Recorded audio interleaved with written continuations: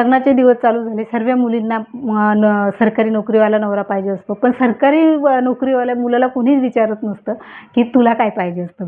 तर मी first time ना माझ्या नवऱ्याला विचारते, या इकडं, मी फर्स्ट टाईम विचारते की तुम्ही माझ्याशी लग्न करताना, कारण त्यांना सरकारी नोकरी, म्हणून मी त्यांना विचारते की तुमच्या काय अपेक्षा होत्या?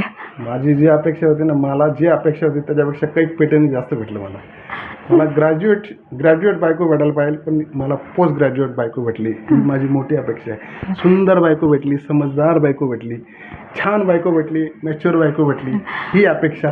मला एवढी अपेक्षा नव्हती, पण खूप मला देवाने भरपूर दिलं.